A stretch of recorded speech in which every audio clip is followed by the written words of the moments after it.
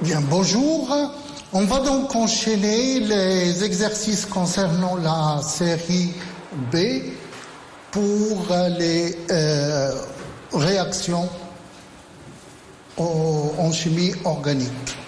Alors, exercice 2, proposer un mécanisme pour chacune des étapes des transformations 1 à 3 et nommer les réactions.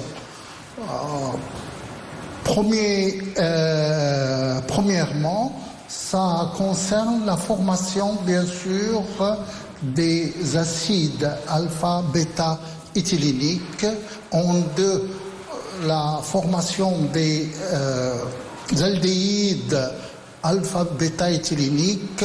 Et troisièmement, ça va concerner la synthèse des cétones alpha, bêta, éthyléniques. Alors, solution. Concernant la première réaction, à savoir la synthèse des acides alpha-bêta éthyléniques, il consiste donc en une condensation de Perkin, qui est une réaction type aldolique qui a lieu entre l'anhydride acétique et l'aldéhyde aromatique en présence d'acétate de sodium. Donc c'est une réaction basocatalysée. L'attaque de l'anhydride acétique par l'acétate de sodium va nous conduire à la formation du carbanion correspondant qui va en fait donner ce composé après donc l'addition sur la benzaldéhyde. Ce dernier va être stabilisé en fait au niveau de ce composé qui est lui-même va subir après une dilution dans l'acide et décarboxylation à en fait un composé d'acide alpha-bêta éthylénique. La deuxième condensation concernant bien sûr la synthèse de l'aldéhyde cinnamique, il se produit comme suit. On a donc un aldéhyde saturé qui va agir sur l'aldéhyde insaturé pour donner un aldéhyde alpha-bêta éthylénique, suivant le mécanisme suivant. Alors, cet aldéhyde va être attaqué en fait par une base qui va conduire à l'anion correspondant. Lui-même va attaquer le carbone du carbonyle de l'aldéhyde aromatique pour donner l'alpha-oxonium ester. Après attaque avec H2O, élimination de OH- va conduire à l'alpha-aldol, élimination bien sûr de H2O suivant la réaction de crotonisation pour conduire à un aldéhyde éthylénique ou alpha-bêta éthylénique. Troisième type de réaction, c'est une réaction croisée entre une cétone et la benzaldéhyde en milieu basique. Le composé donc de départ qui est l'acétone va subir donc une déprotonation en milieu basique pour conduire au carbanion correspondant. Lui-même, il va attaquer le carbone du benzaldéhyde pour conduire à au bêta-oxonium, en fait, cétone. L'addition de H2O va conduire à un alpha-cétol, élimination donc de H2O pour former la liaison éthylénique en produisant une cétone alpha-bêta-éthylénique. Donc, en conclusion de cet exercice, suivant la réaction 1, nous avons pu obtenir un acide cinnamique qui est en fait un composé éthylénique alpha-bêta-éthylénique. Au niveau de la deuxième réaction, nous avons synthétisé donc un dérivé d'aldéhyde cinnamique ou une aldéhyde alpha-bêta-éthylénique. Et en troisième position, nous avons pu obtenir en fait une cétone alpha-bêta-éthylénique. Les trois structures sont très importantes après dans la synthèse organique. Exercice 3, l'action donc du triphénylphosphine sur l'halogénure d'alkyle conduit à un sel de phosphonium A. La protonation de ce sel au moyen d'une base va donner un ylure de phosphore B. La réaction entre l'acétone et l'ylure de phosphore B conduit donc à un alcène C. La question, on demande la structure des différents produits A, B et C ainsi que leur mécanisme de formation. Alors, le mécanisme de cette réaction, qui est une réaction de Wittig, est comme suit. L'ylure de phosphore, il est préparé dans un premier temps, donc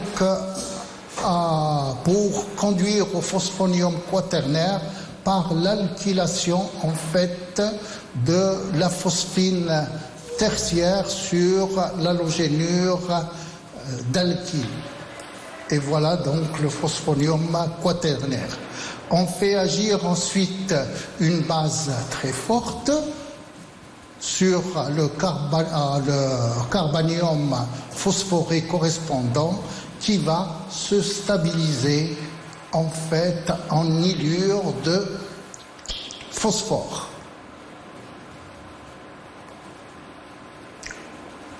L'action de cette ylure sur l'acétone conduira au composé éthylénique en passant par la bétaïne.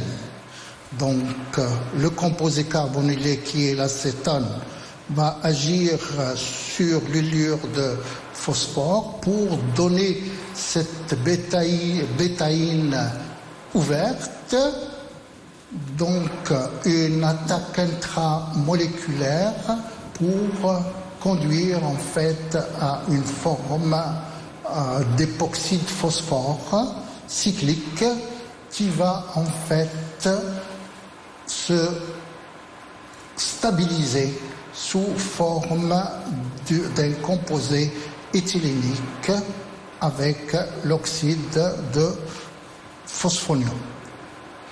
Donc, on est parti du composé cétonique Cr'2O pour conduire à la structure Cr'2 et double liaison RCH.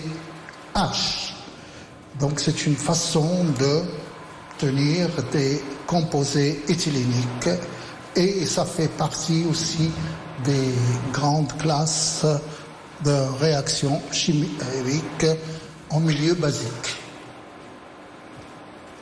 La série C, premier exercice, s'effectuait en plusieurs étapes la série des transformations moléculaires 1 à 4 en illustrant les composés intermédiaires suivantes. La réaction 1 consiste donc à la dérivée de cyclohexane en présence en fait du diazométhane qui va conduire au composé de formule C7H12O. Déterminer bien sûr la structure de ce composé et le mécanisme de réaction. Il s'agit là de la réaction de Wolff appliquée au cétone en présence de diazométhane. Elle se produit selon le mécanisme suivant. Donc le diazométhane va attaquer en fait le carbone du carbonyle déficient en électrons pour donner donc cet intermédiaire instable qui est l'alpha-oxonium diazométhane.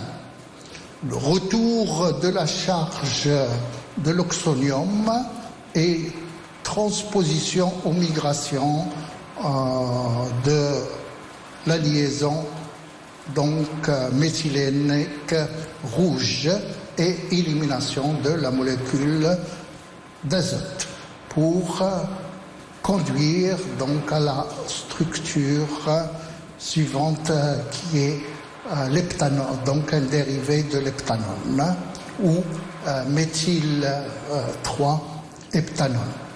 Donc en comparant bien sûr les deux composés, à savoir celui de départ et d'arrivée, on voit que le composé d'arrivée donc donne une cétone avec un carbone de plus, donc c'est un homologue supérieur.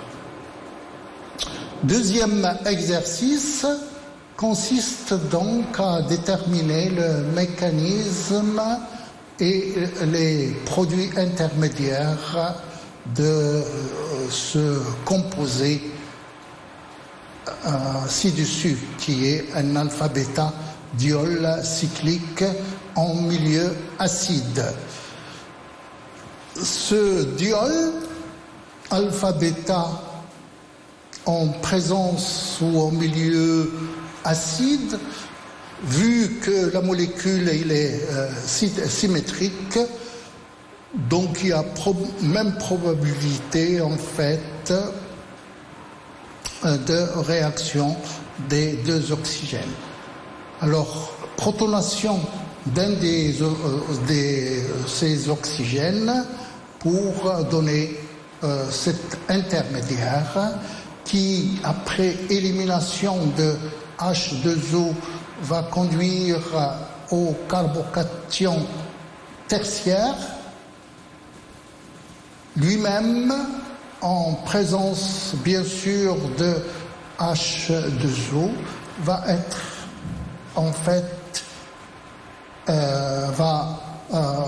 donner plutôt une réaction intramoléculaire ou migration de ce segment sur ce carbone pour conduire à cet intermédiaire, élimination de protons H+, pour arriver à la formation d'un composé carbonylé. Donc, c'est la réaction pénacolique ou la transposition pénacolique. Donc, l'exercice suivant de la série C consiste donc à donner les structures de cette réaction, conduisant en fait à un composé A, B et C à partir de la benzaldéhyde. Donc cette benzaldéhyde va être attaqué par l'ion en fait cyanure pour donner la cyanhydrine. Cette cyanhydrine qui va conduire à cette forme d'anion en fait hydroxyle cyanure qui lui-même va attaquer le carbone déficient en électrons du benzaldéhyde pour arriver à cette forme cyanoénol oxonium. Ce donc tautomérie, migration du proton de l'oxygène sur l'autre oxygène, élimination bien sûr, retour de la charge et élimination de CN pour arriver en fait à l'alpha hydroxyle cétone. L'alpha hydroxyle cétone étant le produit donc A, qui va subir une attaque donc de KMnO4 pour conduire en fait à cette forme qui est la benzoïne, l'alpha bêta en fait dicétone ou la benzoïne. Donc c'est un cas particulier de la réaction basique de la benzaldéhyde en présence bien sûr des ions cyanure qui va donner la forme benzoïne. Alors cette benzoïne peut être siège d'une attaque basique avec l'hydroxyle OH- pour former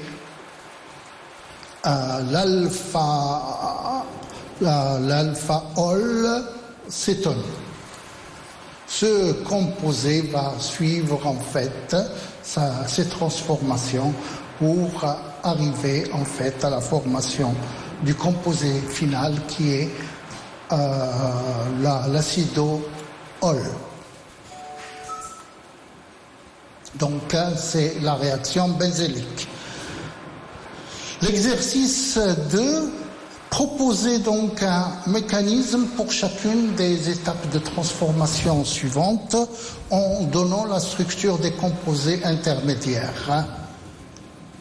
Alors, le produit de départ étant une amide, le produit d'arrivée étant donc une amine avec dégradation, élimination de groupement CO. Donc, il consiste là de la transposition d'Hoffmann et qui va se réaliser suivant le mécanisme suivant.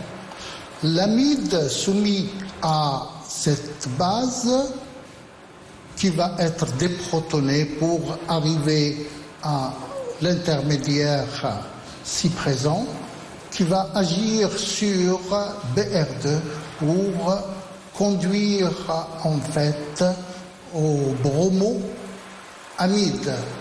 L'attaque du deuxième proton va nous donner donc un dérivé de nitrène, bromonitrène, qui par élimination de Br- va donner l'isocyanate de composés en fait aromatiques. Attaque de H2O, formation bien sûr de cet intermédiaire qui va se stabiliser après élimination de dioxyde de carbone à l'amine.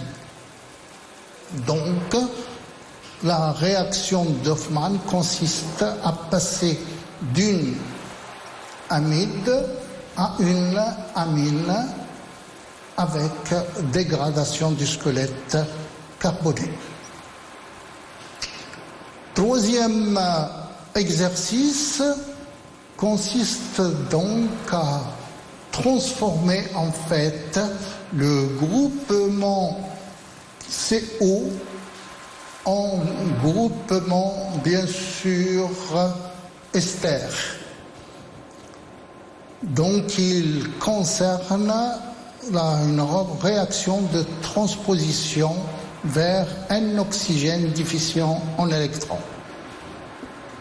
Le mécanisme est comme suit. Le composé de départ qui est en fait une cétone va, si on remplace en fait ce radical avec R1 et l'autre radical nitrobenzène avec le radical R2, l'acétone va devenir R1COR2 qui va agir elle-même sur un péracide pour donner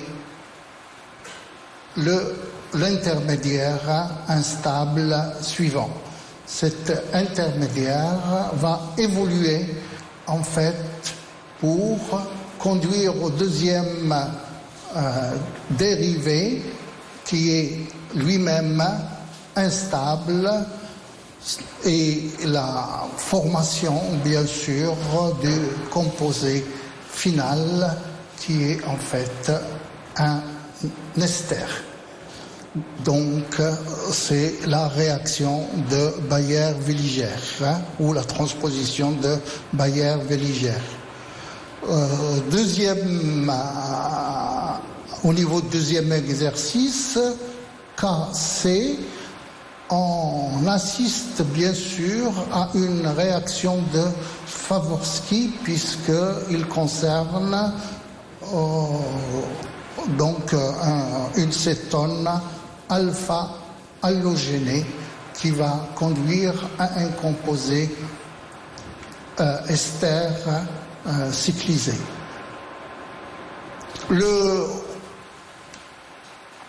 Le composé de départ, qui est le chloro de cyclohexanone, va donc subir une attaque par OCH3 sur le proton acide pour donner le carbanion,